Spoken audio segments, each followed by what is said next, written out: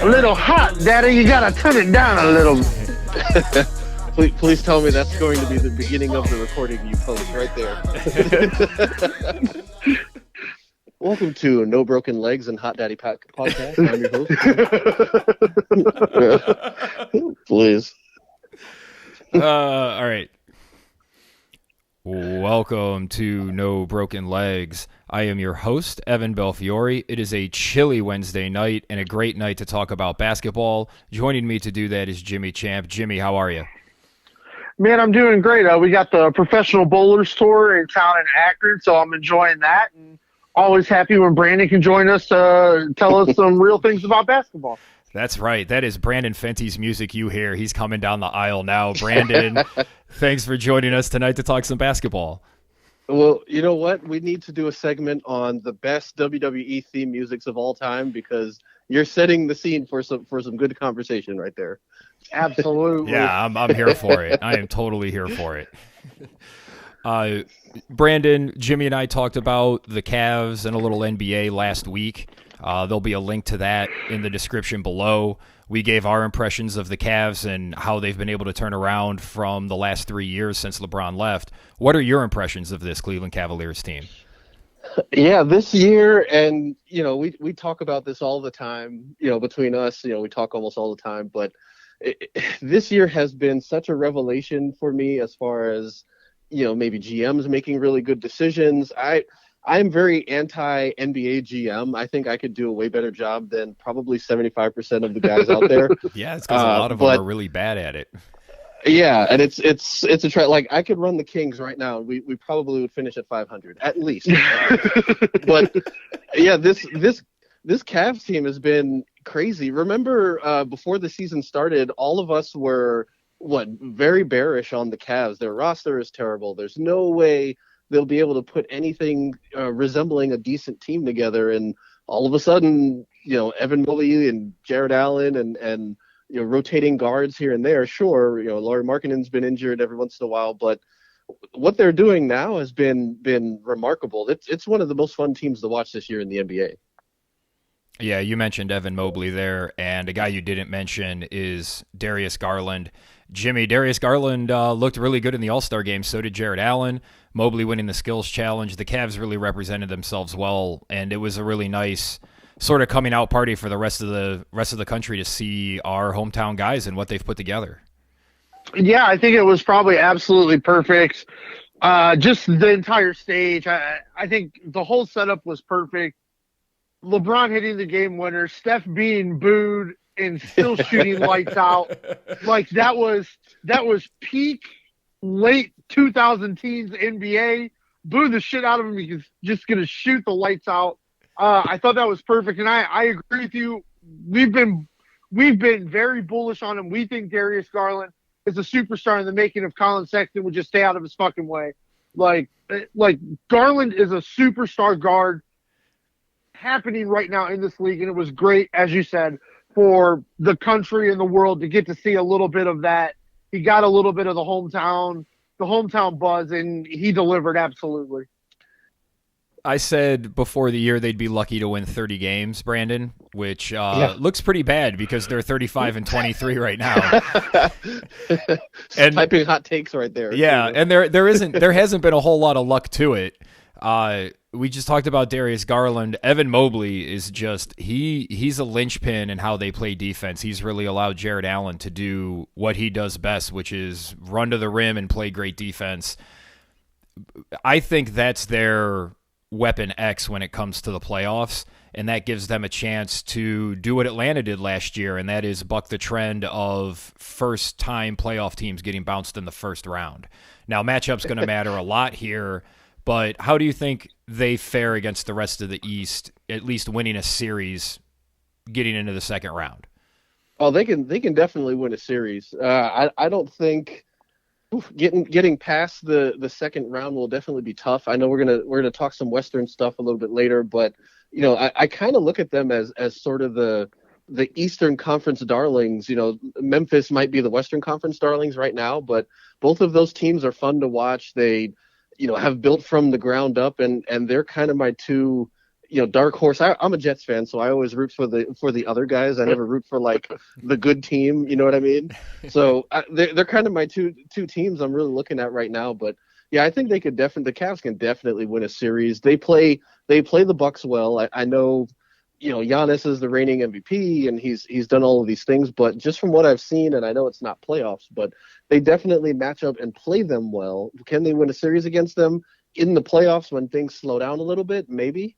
But I can see them besting a team, especially if there's, Chicago is riddled with injuries, and we're not talking about the Celtics really making any noise this year. So with the right matchup, I can definitely see them getting past the first round of the playoffs. And I don't want to be a homer because I've lived in Cleveland for 15 plus years. I will say this is just an aside. After August 17th this year, I will have lived more of my life in Cleveland than New York City. So I don't know. I'm becoming slowly a Cleveland homer as the minutes go on. So now, Brandon, I have been staunch in my belief that as well as they have played the Bucks, that over the course of a week and a half, if they had to play the Bucks every night, and it was the only game on the table, the only thing that mattered, I do not think they will be able to beat the Bucks in the series. The way the standings sit right now, that's who they would play in the first round. Yeah. And you're to you, it's like you really believe that playoff atmosphere won't matter. I can just see they're so young. I can just see them getting tense, and when Giannis starts to do Giannis things, realizing, oh shit, that's Giannis. Yeah. We're the Cavs. Like I want something to happen in the standings because I think the Bucks are like the worst first round matchup for this Cavs team. I'm looking. So I honestly think they can capture third in the East. Miami. They're going to play the way they play. They play obnoxious defense. Pat Riley, the general, always going to have his guys. I've said this before to you guys in a chat before. Miami is a very well-run organization, and they play and have a certain culture about them. And I know, Jimmy Butler, Dwayne Wade, other guys have talked about this before. But, the way they're playing this year, the way Harrow has stepped up, the way Duncan Robinson all of a sudden has become, Duncan Ray Allen. I don't understand what's going on there. But, so they're going to be a 1 or 2 seed. And if Chicago is trending the way they're trending now, 20 games from now, they're definitely going to be the 2 seed. It's infuriating. They just won't lose basketball games. It is. And they're coming, and it's not like they're blowing teams out. They're coming from behind. They're playing, inspired ball despite 1 or 2 of their key cogs being injured. And I've hated the Bulls from the Jordan days. Again, Knicks fan here, but you guys can probably relate to that as well, being Cavaliers fans. So if they can get that 3rd seed and avoid the Bucks in the first round, I can definitely see them getting past the Celtics or a Toronto Raptors, even though Scotty Barnes is playing pretty well. Siakam, everyone's old Siakam is back. I don't see it. I just don't see it. I think they can get past one of those 2 teams. Yeah, I agree. Like, it doesn't seem like with that week before the All-Star break, like it just doesn't seem like the Bucks are too concerned with getting much closer than that 5th seed. Yeah. But I think I agree with you. I think 2 or 3 would probably be the right spot because you definitely want the Celtics or the Raptors in the first round. Because, let's be honest, we don't really know what the hell the Nets and the 76ers are really going to look like come playoff time. That's just truth. Like, they could both look a lot better, both look a lot worse. We just don't know. But I agree with you. I just want them to get away from the Bucks for the first round. I would love for them to move up to 3. I think that would be the perfect spot for them. Yeah, and I agree. I think you have good reason to fear the Bucks because the last game that they played, it was the first game they played this season when Drew Holiday just really locked on Darius Garland. The Cavs offense really struggled to move, and Jared Allen and Evan Mobley are really good defenders, but Giannis don't care. Yeah, he just doesn't care. Evan Mobley isn't bulky enough yet. He'll get there. We have to remember that he's a rookie, even though he doesn't look like it most of the season. He doesn't have the frame to hold up to Giannis, and Jared Allen is really good, but again, that's Giannis. That's what worries me in the playoffs. Yeah. Before we get too far away from the Cavs and into the rest of the East, I wanted to bring up the Rookie of the Year odds. You mentioned Scotty Barnes. He was a trendy pick at the early part of the season. He's sort of in the middle of the pack. The general consensus is that Evan Mobley is the favorite to win Rookie of the Year. Brandon, do you agree with that assessment? Right now, yeah. I mean, if we look at, team success, if they take that into an account, and I know this might be one of the very few awards where there's an asterisk there as far as team success goes, but if we look at that, I definitely think Evan Mobley is one of the cornerstones of his team and their success, and he's putting up the numbers to boot. And, and we know the NBA is all about narrative. I think it's almost a foregone conclusion that Evan Mobley is going to be penciled in by the writers and whoever's making those decisions. Josh Giddey right now is also a trendy, a sort of trendy name because he is the youngest guy to have a triple double since LeBron or something like that, or maybe the youngest ever. I think that was the. I believe it's the youngest. I mean, yeah. he has been impressive. He has. He's fun to watch. He has that. He has that that almost faux Euro, I play at my own pace type game, and it's fun to watch, but their team is absolute trash. Yes.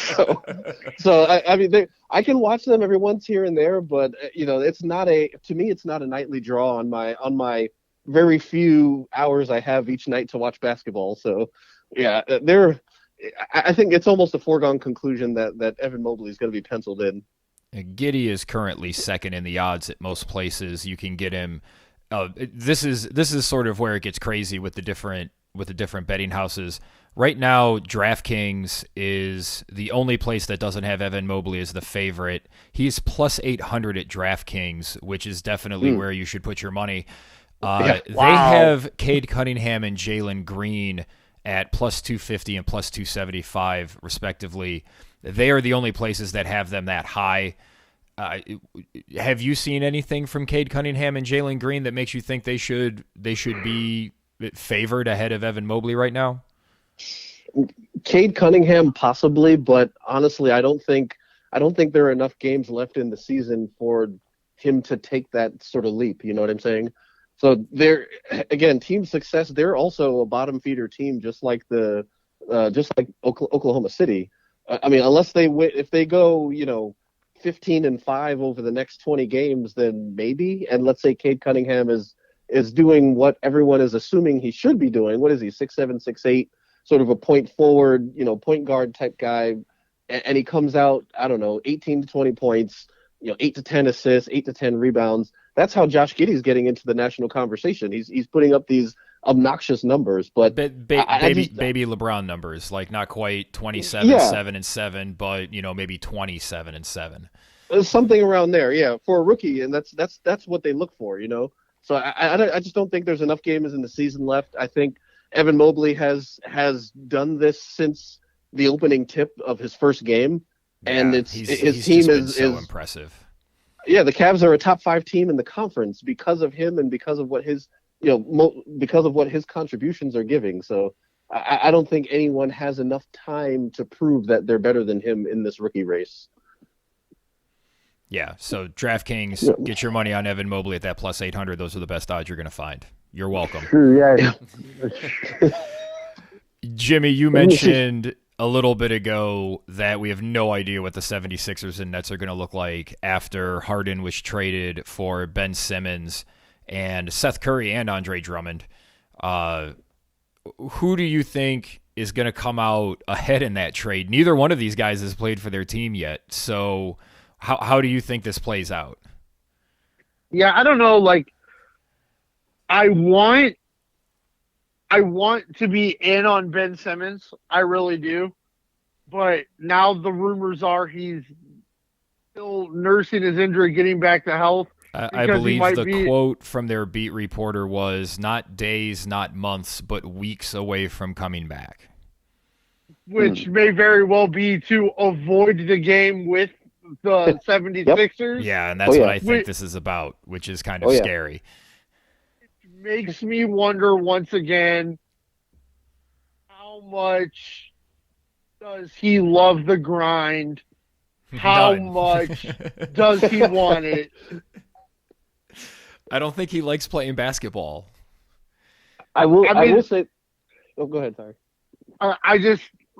It's hard to take any other conclusion. Like most guys in that situation, if his beef with Doc and Embiid were the things that were said and the way they acted, you would think he would be doing everything humanly possible to play in this basketball game. Yeah. And that does not appear to be the case at all. No, not at all. I think for the Sixers, I've seen enough out of Harden over the course of the last couple of years, and I've always had a love-hate for Harden. I hate the way he plays. I hated his sort of style of manipulation, but it's so successful that it actually has become impressive to me. You know what I mean? Yeah. How he's doing it to an expert level, and that's what impresses me. But how he forced his way out of two teams basically, and the eye rolls. There's video out there of Coach Nash drawing up a play, final minutes of the game, and these leaning on Kevin Durant, who by all accounts is great in and of itself. I would probably pass him the ball over James Harden in general, but there's video of James Harden rolling his eyes, on the sly, like, here we go, another Kevin Durant play, and not for James Harden. And like, Yeah. I think I've seen enough of that type of work from him to say that he's going to, he'll come out on fire in Philly. He's going to score a couple of double-doubles, triple-doubles, maybe pass the ball to Embiid a couple times. But, in the honorable words of, I think it was Dennis Green, he is who we thought he was, Like, Right. I don't see them more after this season and maybe even half of next season. I just don't see this connection working, despite their Phillies GM fighting tooth and nail to get him there. For the Nets, I mean, again, I'm in the same boat as Jimmy. I really want to say on paper, on NBA 2K, putting Ben Simmons and connecting him with a Kevin Durant and a Kyrie Irving, this alleviates some of the mental pressure late game for Ben Simmons to not have to be the guy to do the heroics. You have two guys to do that and who have done it successfully, in championship mode and have won championships doing it. Let's not forget the Kyrie shot after the LeBron block. You know what I mean? Yeah. So Yeah. things like that, I think are to Ben Simmons' benefit. But to your guys' point, what is his mental going to be? We're not talking about an absolute dog, an absolute killer that's going to come out and say, I'm going to just take over. I'm going to try my hardest. He's not I'm built going like to. that. No, that's not how he's built. He's capitalizing on today's era of basketball and got himself to New York to do exactly what he's been doing since college, which is pass the ball, get fast break dunks, and play really good defense. And he's good at that. So but that's the thing is, like, if he can get his mind right at all. I mean, the rumors are New York is getting ready to lift the vaccine mandates here somewhat sooner than later. And Kyrie may very well decide to, I'll play basketball. I'll be one of the top 5 point guards in the league again for a couple months.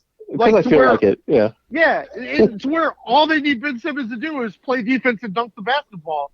Like, that's it. And pass it. Pass it to those two guys. Yeah. And I'm like, I don't know if he has the capacity to want to do that. And it's wild. Well, I think a sneaky part of this trade is Seth Curry, because it gives them another shooter to put on the court. And that's really what it is. If you can put Ben Simmons out there with 4 shooters, that should technically work, as long as Ben Simmons is playing like you would expect him to. Defensively, he solves a lot of their problems, which is he can just take whoever the best player is, and now Kevin Durant can roam on defense, and he's a lot like LeBron. When he can roam, he can be really dangerous because he's so long, he's so quick, and he's at the point now where he can read plays before they happen. They are simultaneously the scariest team in the East and a team that is a complete fucking mess because there's so many ifs. And maybe that's why I still like the Bucks in the East. I don't think the Heat have quite enough to get by them. I don't think the Bulls do either. The next time James Harden shows up in a big playoff game in a big way, it'll be the first time. So Boston's 9-1 in their last 10 games, and everybody's talking them up. But is anybody scared of Boston? No. No. I would say no. Evan, you know way more than I do about the coastal media bias and how that goes. So, here we go. I'm not going to open. Look, I am barely cracking the surface on Pandora's box, and I'm swiftly closing it so we don't go on here. Well, it's just, ESPN's right there, but it's also Boston's a major market. So, especially for basketball, when Boston is good or when the Boston market's engaged, it's good for their ratings. It's good for basketball. Definitely. But I just looking at this team, and I've told you guys, look, I love Jaylen Brown, and I would rather keep Jaylen Brown than the other Jay on the team. I don't want to go there, but that's another conversation we can have. But to answer the question, I don't think anyone right now is scared of them. I think what have they done in trades, and what can, I guess the flip side of that is what have they done to force the being scared of them? You know what I mean? It's going to be the same situation. They might get lucky and hit a couple big shots and may perhaps get to the second round of the playoffs, and then it's bye city for them too. So yeah, they're going to run into somebody. They're going to run into Durant. They're going to run into Jimmy Butler. They're going to run into Giannis, Embiid. Somebody's just going to put a pasting on them, and they're not going to be able to stop them. And that's it. So. Yeah, I don't see them doing much more than beating a team in the first round, and like you said, Embiid will go Embiid, or heck, even the Raptors. I hate to say it, but that's how little faith I have in this Boston team this year. I think even this year's Raptors can beat them in a 7-game series. Wow. Yeah. Wow. Just look, I will say there is a pepper of New York City bias there. I'm just throwing it in there. But I can back that up with just sort of, I think it's all about matchups. I think Toronto always seems to have a way with these, 6'5" to 6'9" guys who can do 43 things on both ends of the court. And it's their philosophy. It's what they approach, how they approach building their roster, which is the exact opposite of how the Cavs have built their roster. They don't have any guys between. Like Karis LeVert is the only guy, that's good offensively on the roster that is 6'5" to 6'8" and athletic. Oh, I love that guy. I love Karis. What a great pickup. That's aside, but yeah, the way Toronto plays, they're going to tie together. As an aside about LeVert, he should help them in a series like against Milwaukee, where Milwaukee's going to make sure that the Cavs run offense through somebody other than Darius Garland. They're not just going to let Darius Garland. They may let him go off in the first 3 quarters, but when it comes crunch time, they're not going to let him just run the offense. Yeah, other than Giannis, it's weird watching Middleton play. I've always thought he was a weird player, but he's so effective on the court, on both ends of the court. Oh yeah, it's crazy. Yeah, I agree. He's kind of perfect too, because you want somebody that has the length that he has, that's as athletic as he is, that plays defense like he does, and brings offensive game that doesn't need the ball. Like he's the perfect version of that player. And for Giannis too, for a guy who's more ball dominant, you know what I mean? But Giannis totally defers to Middleton at times, and he goes to that sort of backup game. He's got good feel for when Middleton's on, because he can get hot. Yeah, and that's what you want. Of course, as a Knicks fan, I would love a guy like a Middleton or someone around that size, or even for the Cavaliers. I think, Evan, you've been preaching from as long as I've known you. We need a guy like that. You know what I mean? Like, why don't they just draft guys 6'6" to 6'10" that are athletic and guard the wing? But no, the one fucking draft pick they had when LeBron was here the second time, they drafted a 5'9" fucking point guard. Yeah, that's not that I'm still angry about any of this stuff. Well, yeah, I think that's the reason why I think, even a Toronto could sneak a 7-game series over Boston, and they still have Fred VanVleet. He has that what I call I don't give a shit mentality, where it's like, I don't care what's going on or who's on the other side of the court. I'm putting that ball in that basket. You know what I mean? So yeah. I think guys like that can lead, plus Siakam and Boucher and and all these other guys they definitely have a chance to get past the Boston in the first round. Yeah. Jimmy, who do you like to come out of the East this year? Are you on Milwaukee, or do you like one of these other teams?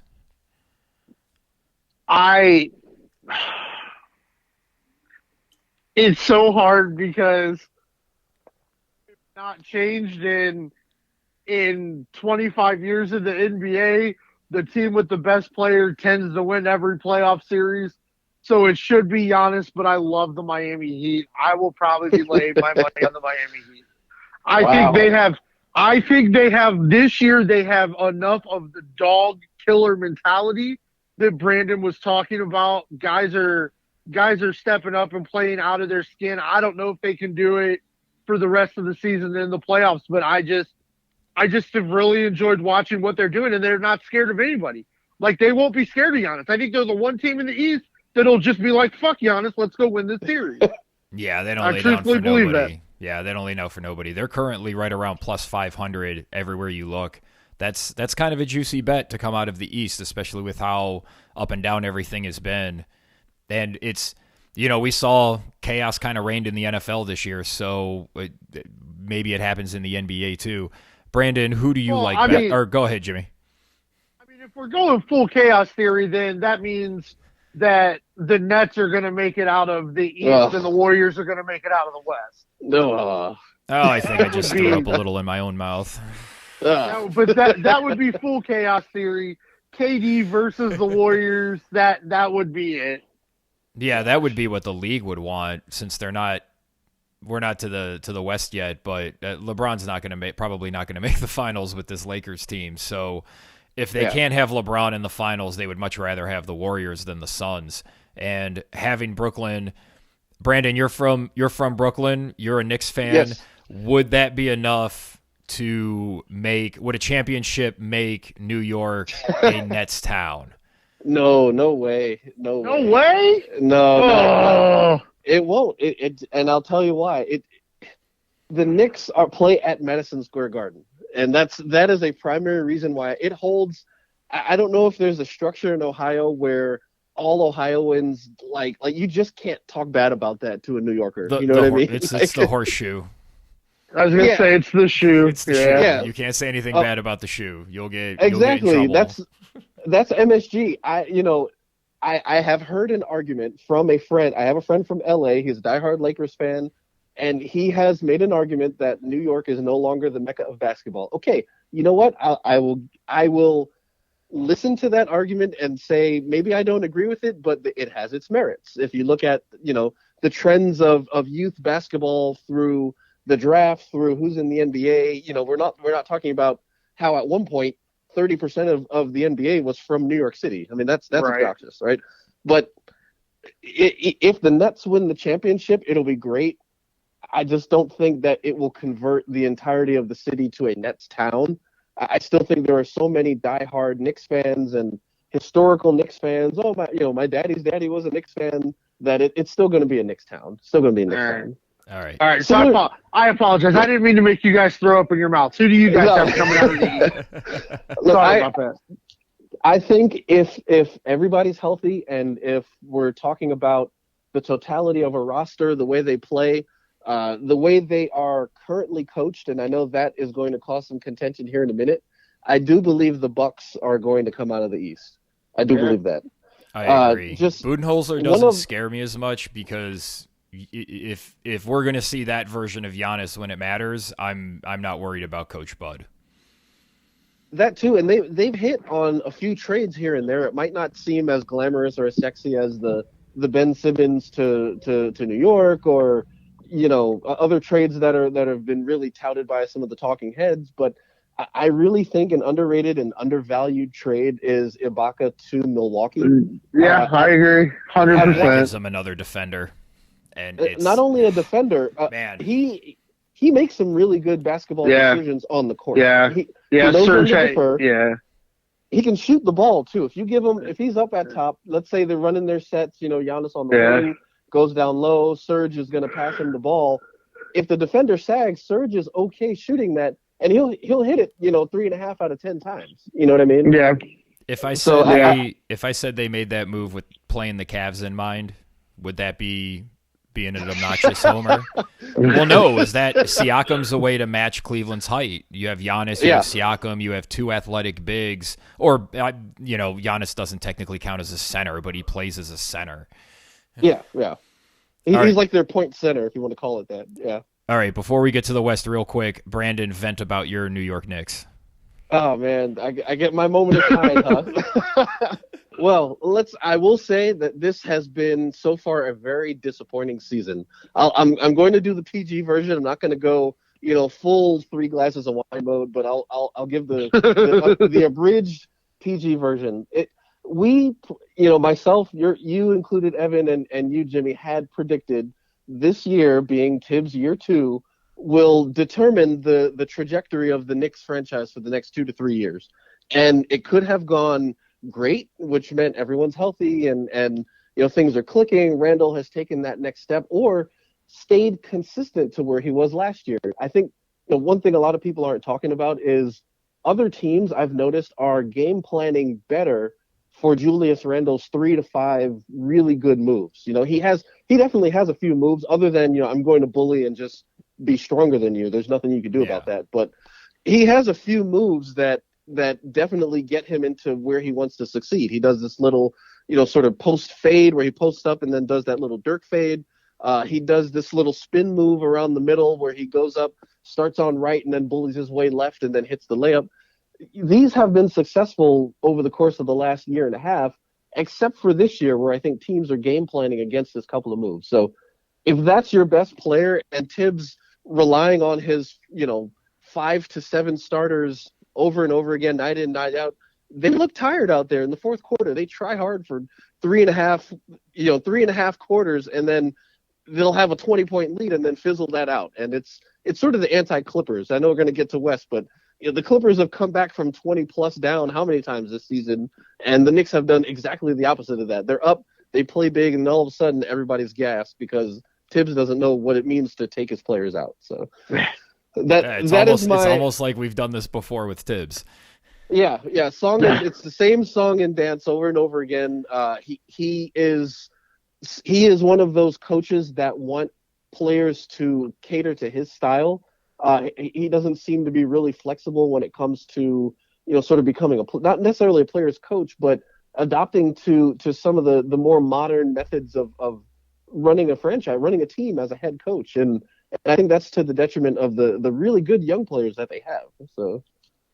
All right. And just to recap before we go to the West, Jimmy likes the Miami Heat to come out of the East. Brandon and I both like the Bucks. In the Western Conference right now, the Phoenix Suns are 6.5 games up on the Warriors for the 1 seed, which is a good thing because Chris Paul is going to be out for probably about 2 months, but he will be back for the playoffs. I don't think anybody can really challenge Phoenix out West. Am I wrong in thinking that? Jimmy, do you think anybody can take down Phoenix in the West? I know you're not going to pump up Golden State. Do you think anybody else out there can take them down? I am so curious. I am ready for the Western Conference Final, the Western Conference playoffs to start right now. I can't wait because there are going to be so many opportunities for so many superstars to have a chance to shine. We might, we'll finally get to see, hopefully, an actual healthy Nuggets team with Joker in the postseason. Can't wait for that. Jamal Murray just came back. Yeah, maybe this is the year the Jazz don't look like the Jazz in the playoffs. I don't know. Probably not. What are Brandon's darlings? What does Memphis look like in the playoffs? And it looks like all we needed to unlock full Luka was to get rid of Kristaps. So maybe Dallas makes a run. I don't trust Phoenix enough to say I am sure Phoenix is coming out of the West. I am just so excited for the basketball that's being played in the Western Conference. Yeah, that's a really good point. There's a lot of teams out there that are really, really pushing that haven't had playoff success previously that could do it this year. Brandon, who do you like in the West? Oh man, coming out of the West, and I hate to say it, and I don't want to say it, but Brandon, no, I don't want to say it, but if and this is contingent upon. This is very contingent upon, like you said, the Nuggets play over the. I'm sorry, the Suns' play over the next 20 games. I think there's only about 20, 30 games left in the season, right? Yeah, so the Suns have already played 58 games.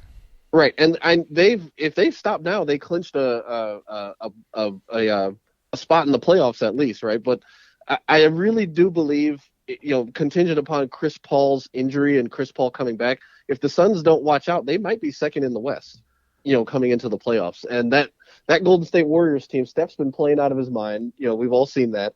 I hate Draymond's saying it, but out right now, so if he doesn't come back, that really hurts them in the playoffs. And I was going to say that too. Yeah, I think that's Draymond for what he does. And don't ask my best friend Omar. He is an anti-Draymond guy just for the sake of hating on Draymond. But that's fine. I can get behind that. Here. Just for the sake of doing it. He's like, oh, he's an asshole. He doesn't do anything on the court. But I'm much of the opposite to say that, yes, Steph hits the points and everything, but Draymond really, sticks the glue on the end of that piece of paper. You know what I mean?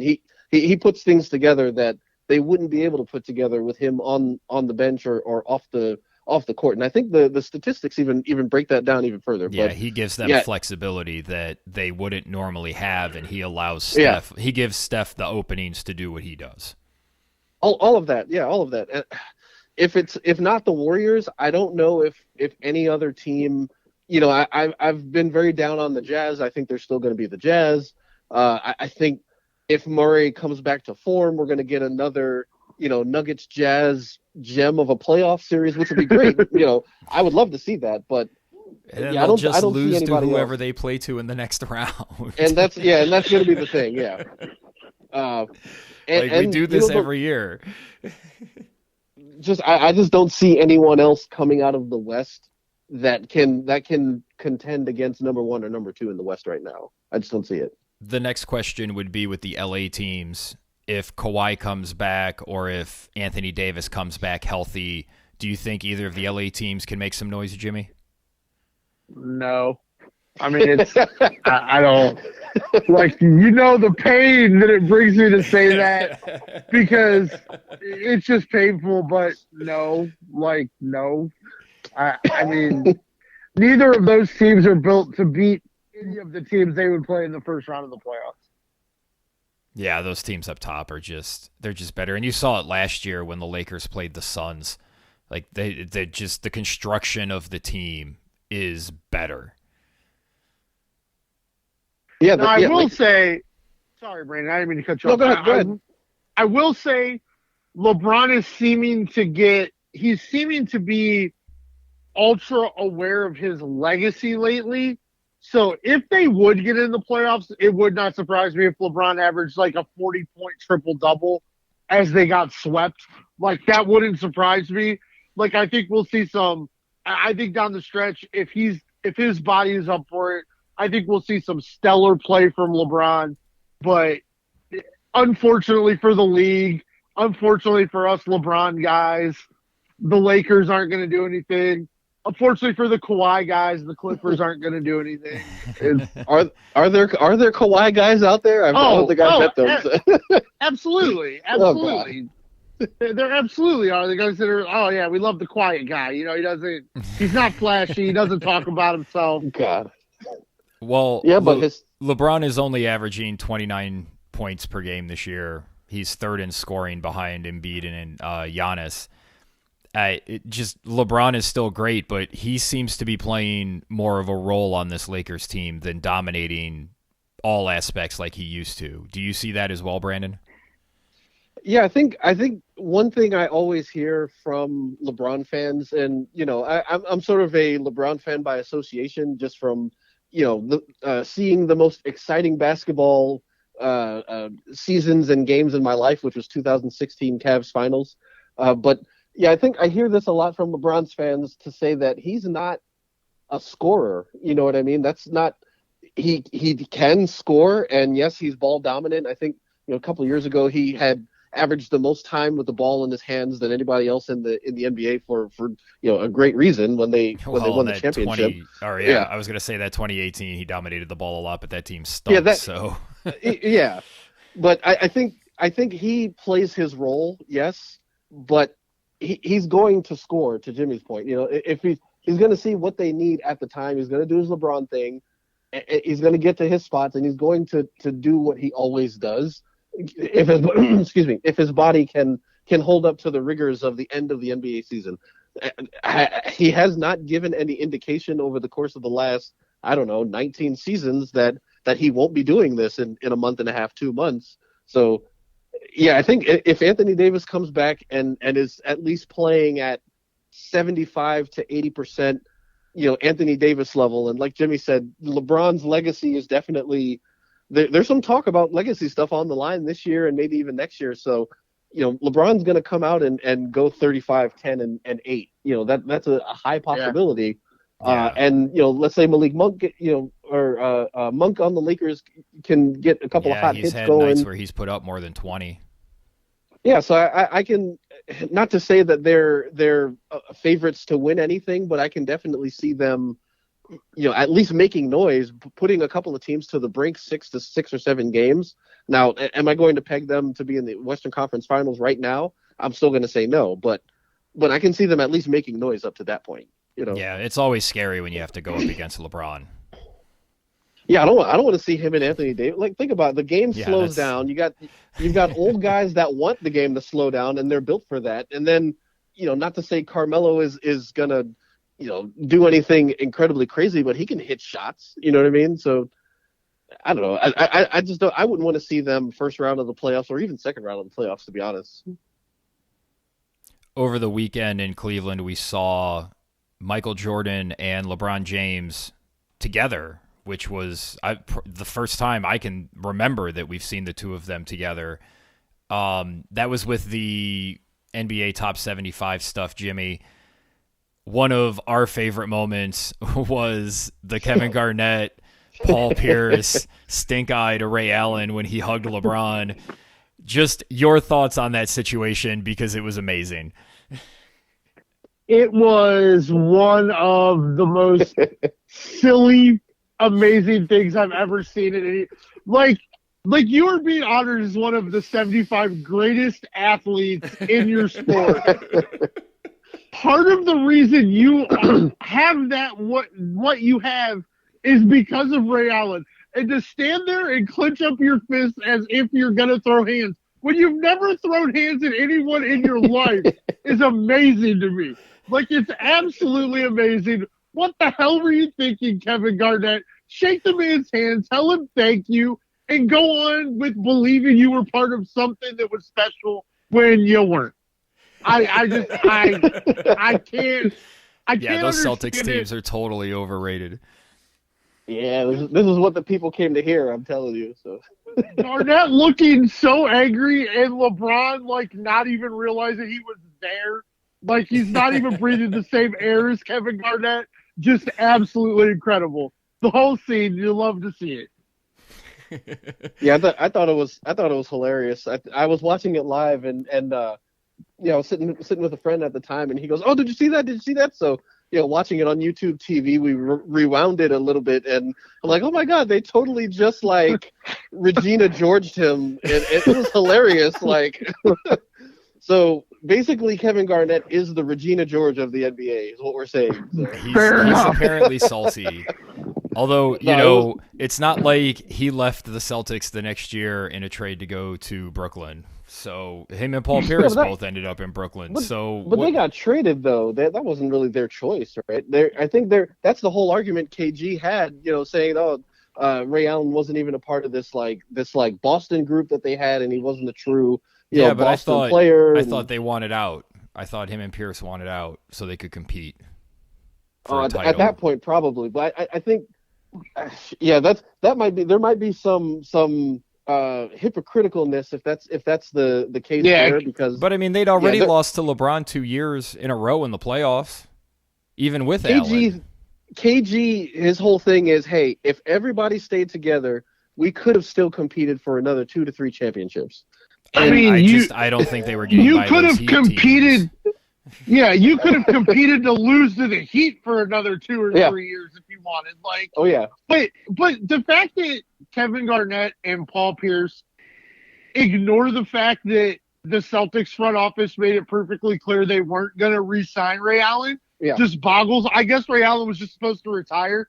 Like, if he couldn't play with Kevin Garnett, he was just supposed to retire. So, like, it's wild to me.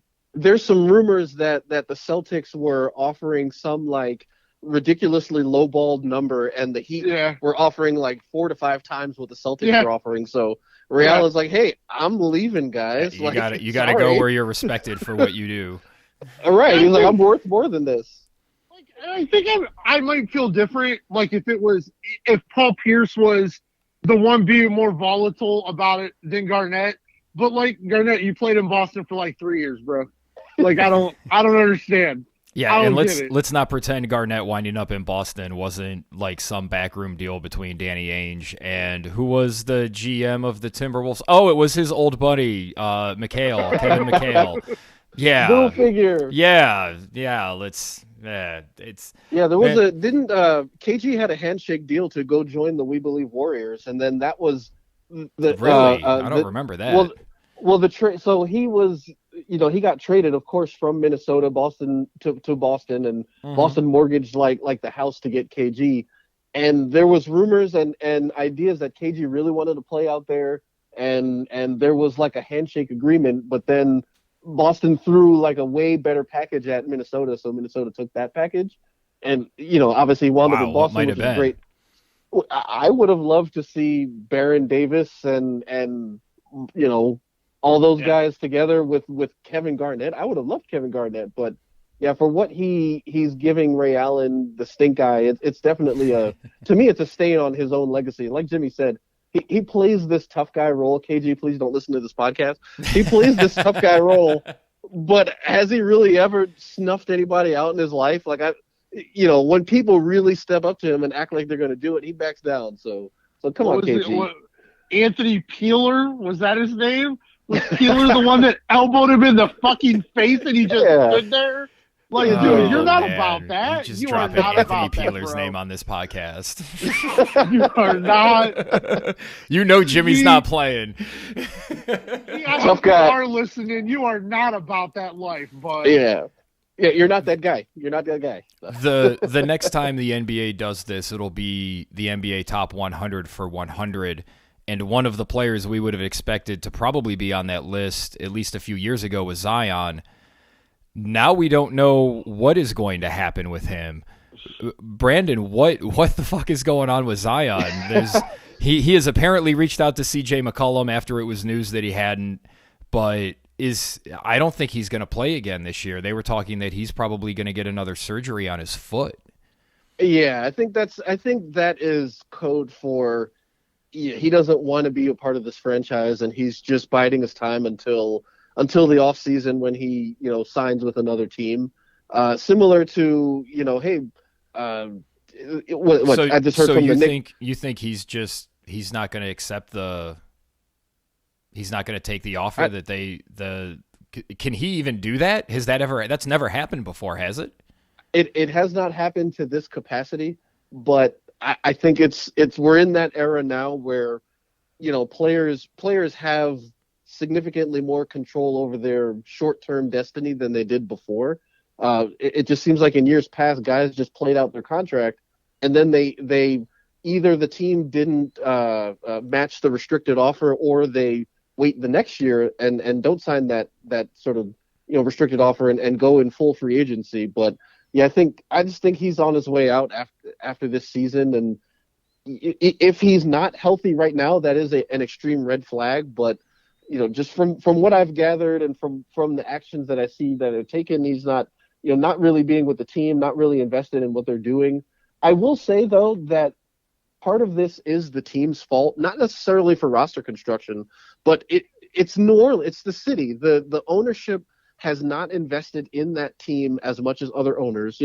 It's not fair to compare to a Mark Cuban, who's a diehard Mavs fan before he bought the team. But if my ownership isn't doing the things that I want him to be doing, Anthony Davis even said this himself. He's like, I'm getting the fuck out of here. Like, you guys have had chances to do things to invest in this program, and we're a second fiddle to the Saints. So and if somebody's going to offer you a better package with better benefits, you're going to go where the better offer is. That's just sort of how I'm it leaving is. for better market, better package, better benefits to play with guys that I know how to play with in another market.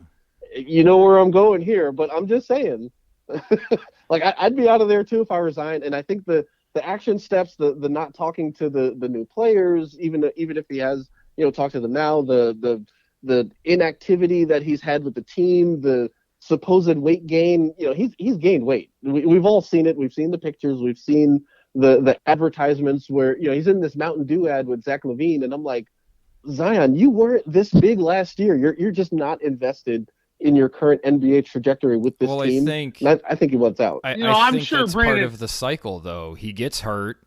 It's a lower body injury. He can't work out, so he gains weight, and he doesn't. Then that's the cycle, and then he comes back and he's got to work himself back into shape, and he gets hurt again, and we just go through that cycle.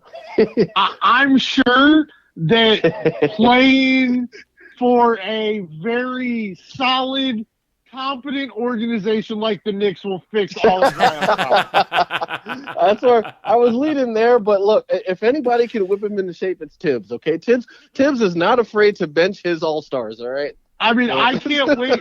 I can't wait to see the plus minus of when Zion and Randall are on the court at the same time. Oh my God! No way. Look, I am not. I've never been big on Randall. If Randall is part of the package to go back to New Orleans, so be it. Give me Zion over Randall. But yeah, that's actually a really good point too. Just what have we seen out of Zion? Well, I mean, when he's been on the court, he's been sensational. I mean, his scoring efficiency is obnoxious. Yeah. Oh, yeah. But he's just. It is. I don't know how he gets to the point where he can be healthy enough, because he doesn't seem to have either, just from the aspect of what you said about the team. How do you not have nutritionists with him to work with him so that he's keeping a proper diet while he's injured to prevent this stuff from happening? I mean, you're between not just Zion's personal responsibility, but even if he didn't learn proper habits coming up, like, you've invested in this guy, like you've invested in him as a player. And if he can't get on the court, like, what are you doing? Like, you've invested all this money in him, but you're not going to hire somebody for $100,000 to teach him what foods to put in his body so that he can be healthy. I will say that these were conversations we were having about Embiid a few years ago. And he did turn it around. He was drinking that's a really good point. Shirley Temples and eating double cheeseburgers before basketball games. Like that's a terrible thing to do. But if that, I don't know who Philly used as their sort of, hey, you need to get your shit together or you're going to be out of here guy. But whoever that guy is definitely needs to have a conversation with Zion too. Yeah, and it might just be maturity. I mean, these guys are coming in the league at 19, 20 years old. I mean, I remember how immature we were at 19 and 20 years old. So I can't imagine having millions of dollars and being told yes a lot would have made that any better. Yeah, it would have made it much better. I will say this: I was downing an entire large Hungry Howie's pizza at 19. So, I wasn't eating much better than Embiid and Zion. So. Look, man, Jimmy and I have eaten our share of large pizzas. Shout out to Old School Loft. Oh yeah. So, but yeah, I think he'll if he changes, it could just be a change of scenery. I don't think New Orleans is the sexiest franchise. That the area doesn't necessarily invest in the team. The fans don't show out. So even when Zion was at his height, they were not selling out games, which is crazy to me. So yeah, I don't know. I hope it gets for the better, and we'll see if my Knicks are involved at some point. All right, real quick here, we'll wrap. It was just All-Star Weekend. Every year it's the same story. Everybody bitches about the All-Star Game activities. The dunk contest seems to be mildly entertaining to people, but is there a solution besides forcing stars to compete? Because I think that's all it's missing is the star power. If we had the best guys in this dunk contest, I think people would care more. Yeah, I think we got a little bit jaded just with the historical aspect of the dunk contest. In the 80s, we obviously know who was there. We had the Jordans, we had the rivalries of Dominique and Jordan and all these guys. And even through the 2000s, when we had monsters like Steve Francis and Vince Carter, some of my heroes growing up. But yeah, I think just that whole thing just needs to change. As far as what strategy they're going to use for that, I've heard some ideas that I don't necessarily agree with, but whatever that strategy is, it definitely needs to change. Then, hey, whoever wants to do it can just do it. And they need more time than just one dunk. I think that's also a problem too. So, maybe they have a certain time frame of a certain time where they can make 4 or 5 different types of dunks. If they say that these are the types of dunks, or I know at some point there were talks of horse going on in some capacity. Horse one year back when I was in high school, I think, and it sounded all right, but it was kind of lame. Yeah, however they pack it. But can you imagine like a Levine coming out and saying, "Okay, this is the dunk I'm going to do." The next guy has to do it. I don't know, that something has. No, but I think like you're kind of onto it. I think it should be like the league needs to pick their most athletic dunkers, and then you go back to the old school style. But each dunk, you tell them you've got to do the Dominique off the glass windmill. Who does it the best? Like I think that would be cool. Like, because nobody can seem to get over. Like I don't think you can evolve the dunk in a dunk contest anymore. So let's go back to what made the dunk contest great. Jimmy, you son of a bitch, you just answered a question that I was about to ask you before I asked it. That was awesome. It was like you read my mind, because I was thinking about asking you, have we just done all the dunks that humans can do? And you just solved the problem. That's the solution to that problem. You just have them do the best dunks in the past and see who does it the best, because everybody's an athlete now. Half the league can do the best dunks, but who can do them the best? I love that idea. Yeah. I think it would be amazing. Like, and I think you could, there have been over the years, there have been so many cool dunks. Let's bring them back, because everybody's afraid. Everybody's afraid to do the dunks that guys have done, because they don't want to feel like they're taking somebody's move or whatever. Well, let's make it let's do it as in honor, right? Let's do it takes away an honor to the dunks of the past. It takes away the primary problem with the dunk contest right now, which is everybody's trying to come up with something new, but there isn't really a whole lot more to do. Like, guys can only jump so high. Yeah. What if we do segments like the skills challenge? I will say I love the skills challenge, not only because the Cavs won, but it was really fun this year to have the Antetokounmpo brothers was one team. I love the half-court shot stuff. Is just great. Watching them heave it up is fantastic. It was way better than watching DeMarcus Cousins cross the ball over and make layups. You know what I mean? It was great.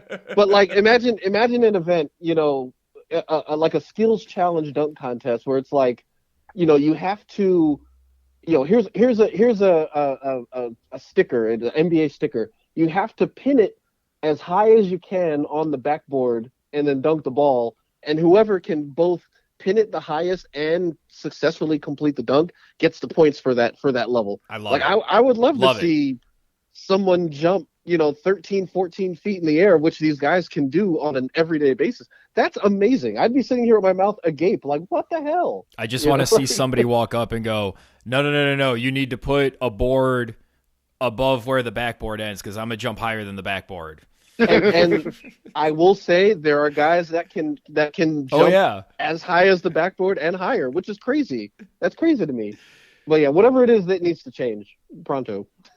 Yeah, I think the 3-point contest is fine. I think people dig it for what it is. I like the skills challenge because I think it gives players that aren't as big a chance to shine. Yeah.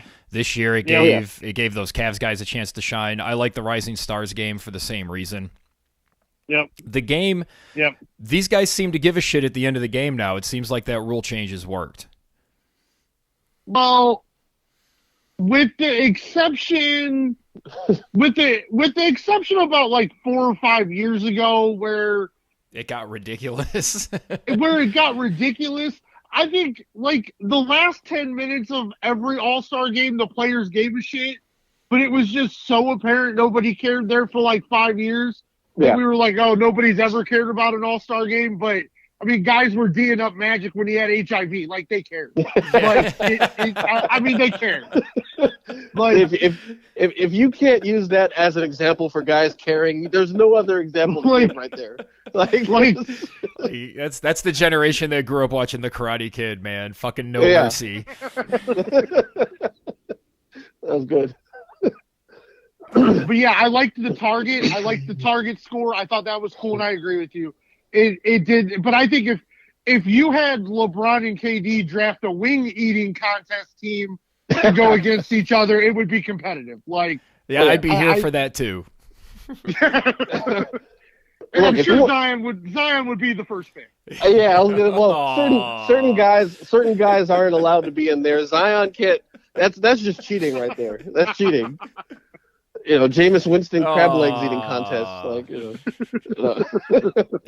No, yeah, I definitely think this format is surprisingly competitive and fun. How do we get teams? And you know, they say, oh, we're gonna give money to a foundation, and they totally planned out one team winning one quarter, one team winning the second quarter, and then they split a quarter. They planned that out. Come on, that's fine. If it makes the fourth quarter entertaining, then so be it. Yeah.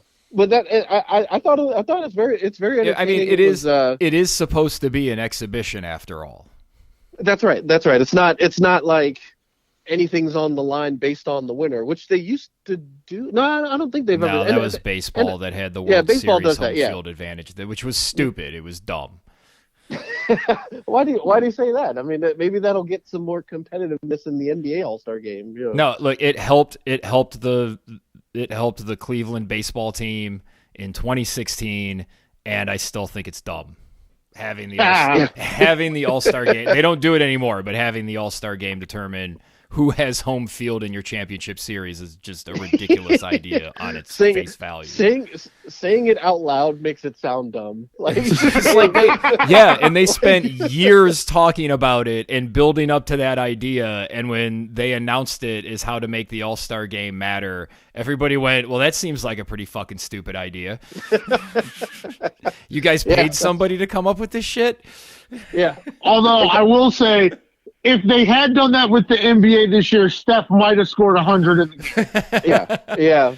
Given where he is, and that, he was guys like that care about it. He was just out of his mind in that game. He was hitting them from everywhere. Yeah, guys like Steph care about it. You know, the upper echelon guys seem to at least put forth a little bit more effort. You know, there's guys out there. I saw Jokic in an interview saying, or you know, it was written that he thinks the All-Star game is weird because he doesn't know what to do when he's on court. It's not a part of his normal like basketball mind. Yeah. So, you know, for those guys, they're just going to go out there and try to do crazy stuff. But yeah, the upper echelon guys always seem to care just a little bit more. You know what I mean? Well, and it wouldn't surprise me either with the current group of guys that you have in the All-Star game. I would imagine there may be a substantial amount of money bet on the game. Yeah. That wouldn't surprise me. That wouldn't surprise me at all. For anybody else, was Ja Morant's dunks the craziest part of the game? Like, was that not incredible? Oh yeah, dude. Oh yeah. You can see why the Cavs were so bummed out that they didn't get a chance to get him. Thankfully, Darius Garland has turned out to be a beast in his own right, but goddamn, Ja's good. Yeah, he's he just really good. I'm still scared for the way he lands off of his dunks. I think it's still he goes up with so much force, and you know there's obvious Chicago Bulls Derrick Rose comparisons there. Man, I hate that people bring him up, but it is an apt comparison because he's one of those guys that stretches the limits of what the human body can really do. Exactly. And I hope he's on the Tom Brady diet, eating foods and drinks that, you know, lower inflammation, which was what Tom Brady's diet was all about. But if he's not, then, you know, it could look, I don't want to wish it and throw it in the universe, but it could get scary in a year or two when physics catches up to him. You know what I mean? He might have a night where he doesn't sleep sleep the best and doesn't get the best rest or whatever. So yeah, it's still scary Fingers watching him come crossed for down. Ja, though, that he stays healthy because he's really good. That's probably where we should wrap up at this point. We'll definitely have to get together once we get closer to the playoffs, understand where these teams are going to be and what the matchups are going to be. So, Brandon, thank you for joining us and giving us an overview of what we're going to see and what we have seen in the NBA. Yeah, thanks, guys. It's always a pleasure. All right, Jimmy, thank you for joining me as well. It's always a pleasure. No place I'd rather be, brother.